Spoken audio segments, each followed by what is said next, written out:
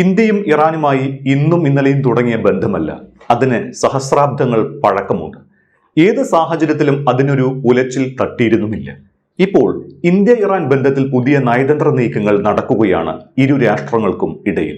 വധിക്കപ്പെട്ട Iran മുൻ പരമോന്നത നേതാവ് ആയത്തുള്ള അലി ഖമനിയുടെ സംസ്കാര ചടങ്ങിൽ പങ്കെടുക്കാൻ ഇറാൻ ഇന്ത്യൻ പ്രധാനമന്ത്രി നരേന്ദ്രമോദിയെ ക്ഷണിച്ചതാണ്. പ്രധാനമന്ത്രിക്ക് പങ്കെടുക്കാൻ അസൗകര്യം അറിയിച്ചുവെങ്കിലും ഇന്ത്യയെ പ്രതിനിധീകരിച്ച് പ്രത്യേക പ്രതിനിധി സംഘത്തെ അയക്കാമെന്ന് ഇന്ത്യൻ സർക്കാർ ഉറപ്പു നൽകി. ഇതിന് പിന്നാലെ ഇപ്പോൾ നിർണായകമായ ഒരു നീക്കം മോദിക്കും ഇറാൻ പ്രസിഡന്റ് മസൂദ് പെസഷ്കിയാനും ഇടയിൽ സംഭവിച്ചിരിക്കുന്നു. മോദിയും പെസഷ്കിയാനുമായി ഫോണിൽ സംസാരിക്കുകയും പെസഷ്കിയാനെ ഔദ്യോഗികമായി നരേന്ദ്രമോദി ഇന്ത്യയിലേക്ക് ക്ഷണിക്കുകയും ചെയ്തു. ഇക്കുറി ഇന്ത്യ ആതിഥേയത്വം വഹിക്കുന്ന ബ്രിക്സ് ഉച്ചകോടിയിൽ ഇന്ത്യയുടെ അതിഥിയായിരിക്കും മസൂദ് പെസഷ്കിയാൻ. ബ്രിക്സ് ഉച്ചകോടിയിലേക്ക് ഇറാൻ പ്രസിഡന്റ് മസൂദ് പെസഷ്കിയാനെ ഇന്ത്യൻ പ്രധാനമന്ത്രി നരേന്ദ്രമോദി നേരിട്ട് ക്ഷണിച്ചതായി ഇന്ത്യയിലെ ഇറാൻ എംബസിയും സ്ഥിരീകരിച്ചിട്ടുണ്ട്.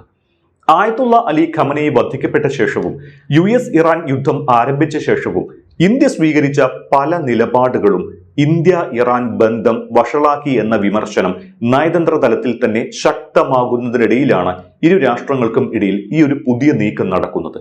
ആയത്തുള്ള അലി ഖമനയുടെ സംസ്കാര ചടങ്ങിൽ പങ്കെടുക്കാനുള്ള ക്ഷണത്തോട് ഇന്ത്യ എങ്ങനെ പ്രതികരിക്കും, എന്ത് നിലപാടെടുക്കും എന്ന കാര്യത്തിൽ ആശങ്ക നിലനിന്നിരുന്നു. ഇസ്രായേലും അമേരിക്കയുമായുള്ള ബന്ധത്തിന്റെ അടിസ്ഥാനത്തിൽ ഇന്ത്യ പങ്കെടുത്തേക്കില്ല എന്നും ഊഹാപോഹങ്ങൾ ഉണ്ടായിരുന്നു. ഇതിനിടയിലാണ് ആയത്തുള്ള അലി ഖമനയുടെ സംസ്കാര ചടങ്ങിൽ ഇന്ത്യ പങ്കെടുക്കുമെന്ന് ഇന്ത്യൻ വക്താക്കൾ തന്നെ സ്ഥിരീകരിച്ചത്. നരേന്ദ്രമോദി സംസ്കാര ചടങ്ങിൽ പങ്കെടുക്കില്ല എങ്കിലും ഇന്ത്യൻ സർക്കാരിനെ പ്രതിനിധീകരിച്ച് പ്രത്യേക പ്രതിനിധി സംഘം അവിടേക്ക് പോകുന്നുണ്ട്. കേന്ദ്ര വിദേശകാര്യ സഹമന്ത്രി പബിത്ര മാർഗരിറ്റയും Bihar governor lieutenant general Syed Ata ഹസ്നൈനുമാണ് ഇന്ത്യയെ പ്രതിനിധീകരിച്ച് സംസ്കാര ചടങ്ങിൽ പങ്കെടുക്കുന്നത്. ഇന്ത്യയുമായുള്ള ബന്ധം മെച്ചപ്പെടുത്തുക എന്ന ലക്ഷ്യത്തോടെ തന്നെയാണ് ഇറാൻ ഇന്ത്യൻ പ്രധാനമന്ത്രിയെ നേരിട്ട് സംസ്കാര ചടങ്ങിലേക്ക് ക്ഷണിച്ചത്.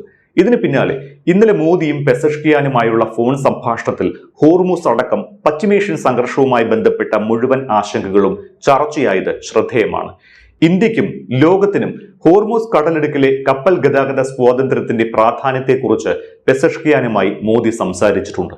ഇന്ത്യ ഇറാൻ നയതന്ത്ര ബന്ധത്തിലെ ഈ പുതിയ നീക്കം ഇരു രാജ്യങ്ങൾക്കുമിടയിലെ സഹസ്രാബ്ദങ്ങൾ നീണ്ട ബന്ധത്തിന് പുതിയ ഊഷ്മളത നൽകും. ഇടക്കാലത്ത് ചബഹാർ തുറമുഖവുമായുള്ള ബന്ധം അവസാനിക്കുന്നു എന്ന തരത്തിലടക്കമുള്ള ഊഹാപോഹങ്ങൾക്കും ഇതോടെ അറുതിയാകും. അഫ്ഗാനിസ്ഥാനിലേക്കും മധ്യേഷ്യൻ രാജ്യങ്ങളിലേക്കും പാകിസ്ഥാനെ ആശ്രയിക്കാതെ തന്നെ ചരക്ക് നീക്കം നടത്താൻ ഇന്ത്യയെ സഹായിക്കുന്നതാണ് ചബഹാർ തുറമുഖം. ഊർജ സഹകരണ മേഖലയിലും വ്യാപാര മേഖലയിലും നയതന്ത്ര രാഷ്ട്രീയപരമായും അടക്കം ഇന്ത്യക്കും ഇറാനും ഇടയിലുള്ള ബന്ധം കൂടുതൽ ഊഷ്മളമാകും എന്ന് പ്രതീക്ഷിക്കാം. ഇറാന് ചൈനയുമായും പാകിസ്ഥാനുമായും നല്ല ബന്ധമാണുള്ളത്. പാകിസ്ഥാനിൽ ഗോദർ ആഴക്കടൽ തുറമുഖമാണ് ഇന്ത്യയെ പൂട്ടാനായി ചൈന ഉപയോഗിക്കാൻ ശ്രമിക്കുന്നത്. അതിനുള്ള പ്രതിവിധിയായാണ് ഇറാനിലെ ചബഹാർ തുറമുഖം ഇന്ത്യ വികസിപ്പിക്കുന്നത്. പശ്ചിമേഷ്യയെ ചൈനയുമായി ബന്ധിപ്പിക്കുന്ന കടൽപാതകളോടുള്ള സാമീപ്യമാണ് ചൈനയെ ഗോദറിനെ തന്ത്രപരമായി ഉപയോഗിക്കാൻ പ്രേരിപ്പിക്കുന്നത്. എണ്ണ വ്യാപാരത്തിന് പുറമെ ചൈനയ്ക്ക് ഒരു തന്ത്രപരമായ വീക്ഷണകോണും ഗോദർ നൽകുന്നു. ചൈന ഗോദർ വികസിപ്പിക്കാൻ തുടങ്ങിയ 2002 തന്നെ ഗോദറിൽ നിന്ന് 72 കിലോമീറ്റർ പടിഞ്ഞാറ് സ്ഥിതി ചെയ്യുന്ന ഇറാനിയൻ തുറമുഖമായ ചബഹാറിൽ ഇന്ത്യ നിക്ഷേപവും നിർമ്മാണവും ആരംഭിച്ചു. ഇന്ത്യക്ക് ഇന്ത്യൻ മഹാസമുദ്രം വഴി അഫ്ഗാനിസ്ഥാനിലേക്ക് പ്രവേശനം നൽകുക എന്നതാണ് ചബഹാർ കൊണ്ട് ഇന്ത്യ ഉദ്ദേശിക്കുന്നത്. മധ്യേഷ്യയിലേക്കും അഫ്ഗാനിസ്ഥാനിലേക്കുമുള്ള ഇന്ത്യൻ സാധനങ്ങൾക്ക് താരിഫ് ഇളവുകൾ നൽകുന്നതിനുള്ള ഒരു കരാറിൽ ഇന്ത്യയും ഇറാനും അഫ്ഗാനിസ്ഥാനും ഒപ്പുവെച്ചിട്ടുണ്ട്. ഇറാനെ അഫ്ഗാനിസ്ഥാനുമായി ബന്ധിപ്പിക്കുന്ന ചബഹാർ മിലാഖ് സരഞ്ച് ദീലാറാം ഹൈവേയുടെ നിർമ്മാണവും വീതി കൂട്ടലും ആരംഭിച്ചിട്ടുണ്ട്. 213 കിലോമീറ്റർ ദൈർഘ്യമുള്ള സരഞ്ച് ദീലാറാം ഭാഗത്തിന്റെ ഉത്തരവാദിത്വം ഇന്ത്യക്കാണ്. ഇറാന്റെ ആണവ പദ്ധതി നീക്കങ്ങൾ കാരണം 2000-കളിൽ അമേരിക്ക ഇറാന് ഉപരോധങ്ങൾ ഏർപ്പെടുത്തിയപ്പോൾ ചബഹാർ പദ്ധതി താൽക്കാലികമായി നിർത്തിവെച്ചു. 2015-ൽ നരേന്ദ്രമോദി സർക്കാരാണ് ഈ പദ്ധതി പുനരുജ്ജീവിപ്പിച്ചത്. അനുകൂലമായ വിലയ്ക്ക് ഗ്യാസ് ഇറക്കുമതി ചെയ്യാൻ ഇറാനിൽ $15 ബില്യൺ നിക്ഷേപിക്കാൻ തയ്യാറാണ് എന്ന് ഇന്ത്യ അറിയിക്കുകയും ചെയ്തു. 2016-ൽ ടെഹ്റാനിലേക്ക് പോയ മോദി ചബഹാറിലും അനുബന്ധ പദ്ധതികളിലും ഇന്ത്യ $500 മില്യൺ നിക്ഷേപിക്കുമെന്ന് പ്രഖ്യാപിച്ചു. ഇന്ത്യ ഇറാൻ അഫ്ഗാനിസ്ഥാൻ ബന്ധത്തെ ലോകത്തിന് കാട്ടിക്കൊടുക്കാൻ അന്നത്തെ അഫ്ഗാൻ പ്രസിഡന്റ് അഷ്റഫ് ഗനിയും ചേർന്നു. ചബഹാർ തുറമുഖം വികസിപ്പിച്ചു കഴിഞ്ഞാൽ ഇന്ത്യയിൽ നിന്നുള്ള സാധനങ്ങൾ അഫ്ഗാനിസ്ഥാനിലേക്ക് മാത്രമല്ല അതിനപ്പുറത്തേക്ക് പോകുമെന്ന് മോദി പറഞ്ഞതും ചൈനയ്ക്ക് വെല്ലുവിളിയായിരുന്നു. ഇറാനിൽ വീണ്ടും ഉപരോധം ഏർപ്പെടുത്താൻ ആദ്യ തവണ US പ്രസിഡന്റായ ഡൊണാൾഡ് ട്രംപ് തീരുമാനിച്ചതോടെയാണ് പദ്ധതി മന്ദഗതിയിലായത്. ഇറാനിലെ ചബഹാർ തുറമുഖത്തിന്റെ വികസനം തുടരാൻ ഇന്ത്യ ഇളവ് നേടിയിരുന്നു. പക്ഷേ US ഉപരോധങ്ങൾ നേരിടേണ്ടി വരുമെന്ന് ഭയന്ന് ഇന്ത്യൻ കമ്പനികൾ പദ്ധതിയിൽ ഏർപ്പെടാൻ മടിച്ചു. ആ പദ്ധതിക്ക് ഇപ്പോൾ ജീവൻ വെക്കുന്നു എന്നാണ് സൂചനകൾ. ചബഹാറിന്റെ വിഷയത്തിൽ ഇന്ത്യയോടുള്ള നിലപാടിൽ ഇറാൻ മാറ്റം വരുത്തിയിട്ടില്ല എന്നത് ഇന്ത്യക്ക് അനുകൂല ഘടകമാണ്. അതിനിടെ കഴിഞ്ഞ ആഴ്ച അവസാനം ഇറാനും US-നും ഇടയിൽ ആരംഭിച്ച ആക്രമണ പ്രത്യാക്രമണങ്ങൾ നിർത്തിവെക്കാൻ ഇരു രാഷ്ട്രങ്ങളും തീരുമാനിച്ചിട്ടുമുണ്ട്. ആക്രമണങ്ങൾ തുടരുന്നത് സമാധാന ചർച്ചകൾക്ക് വിഘാതമാകുമെന്ന വിലയിരുത്തലിലാണ് ആക്രമണങ്ങൾ പരസ്പരം നിർത്തിവെക്കാൻ തീരുമാനിച്ചത്. ചൊവ്വാഴ്ച ദോഹയിൽ ചർച്ച നടക്കുമെന്ന് ഡൊണാൾഡ് ട്രംപ് അവകാശപ്പെട്ടിരുന്നുവെങ്കിലും ഇറാൻ അപ്പോൾ തന്നെ ഇത് നിഷേധിച്ചു. ഈ സാഹചര്യത്തിലാണ് ആക്രമണങ്ങൾ നിർത്തിവെക്കാൻ ഇറാനും US-ഉം തീരുമാനിച്ചത് എന്നാണ് അമേരിക്കൻ ഉദ്യോഗസ്ഥരെ ഉദ്ധരിച്ച് വിദേശ മാധ്യമങ്ങൾ റിപ്പോർട്ട് ചെയ്തത്. ആക്രമണത്തിൽ നിന്ന് ഇരു കക്ഷികളും പിന്മാറിയതായും ധാരണാപത്രത്തിലെ വ്യവസ്ഥ പ്രകാരം ഹോർമൂസ് കടലിടുക്കിലൂടെ ഇരുവശത്തേക്കുമുള്ള കപ്പൽ നീക്കം സ്വതന്ത്രമായി നടക്കുമെന്നും ഉദ്യോഗസ്ഥർ പറയുന്നു. ഇക്കഴിഞ്ഞ വെള്ളിയാഴ്ച ഒമാൻ തീരത്ത് ചരക്കു കപ്പൽ ആക്രമിക്കപ്പെട്ടതോടെയാണ് സംഘർഷം വീണ്ടും ആരംഭിച്ചത്. കപ്പൽ ആക്രമിച്ച് ഇറാൻ വെടിനിർത്തൽ ലംഘിച്ചുവെന്നാരോപിച്ചാണ് US സൈന്യം ഇറാനെ ആക്രമിച്ചത്.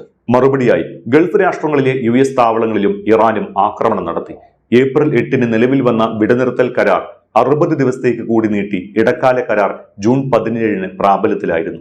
ഇതിനുശേഷം ഹോർമൂസ് കടലിടുക്കിന്റെ സമ്പൂർണ്ണ നിയന്ത്രണം തങ്ങൾക്കാണ് എന്ന് ഇറാൻ പ്രഖ്യാപിക്കുകയും ചെയ്തു. കടലിടുക്കിൽ ആധിപത്യം സ്ഥാപിക്കുന്നതിന്റെ ഭാഗമായി കപ്പലുകൾ ഹോർമൂസിൽ പ്രവേശിക്കാനും പുറത്തു പോകാനും ഇറാന്റെ അനുമതി വാങ്ങണമെന്ന് ഇറാൻ നിർദ്ദേശിച്ചിരുന്നു. എന്നാൽ ഇത് മറികടന്ന് ഹോർമൂസിലൂടെ സുരക്ഷിത ഗതാഗതം ഉറപ്പാക്കുന്നതിനായി ഒമാന്റെ തീരത്തോട് ചേർന്നുള്ള ബദൽ പാത UN മാരിടൈം ഏജൻസി നിർദ്ദേശിച്ചതിൽ പ്രകോപിതരായാണ് വെള്ളിയാഴ്ച ഇതുവഴി പോയ 2 കപ്പലുകൾ ഇറാൻ ആക്രമിച്ചത്. ഇതേ തുടർന്ന് അമേരിക്കയും സംഘർഷത്തിന്റെ പാതയിലെത്തി. ഈ ധാരണാപത്രത്തിലെ വ്യവസ്ഥകൾ പാലിക്കുന്നതുവരെ കൂടുതൽ ചർച്ചകളിലേക്ക് കടക്കില്ല എന്നാണ് ഇറാൻ വ്യക്തമാക്കിയിരിക്കുന്നത്.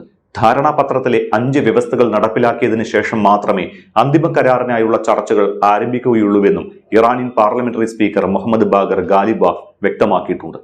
അതിനിടെ മധ്യസ്ഥ രാജ്യങ്ങളായ ഖത്തറും പാകിസ്ഥാനുമായി അമേരിക്ക ചർച്ചകൾക്ക് തുടക്കം കുറിക്കുകയാണ്.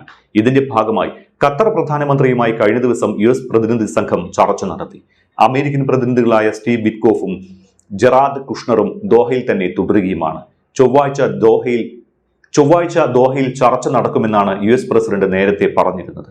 ഇതിന്റെ അടിസ്ഥാനത്തിലാണ് കുഷ്ണറും വിറ്റ്കോഫും ദോഹയിൽ തന്നെ തുടരുന്നത്. ഇതിനിടയിലാണ് ധാരണാപത്രത്തിലെ ആദ്യ വ്യവസ്ഥകൾ പാലിക്കുന്നതുവരെ ചർച്ചയില്ല എന്ന നിലപാട് ഇറാൻ സ്വീകരിച്ചിരിക്കുന്നത്.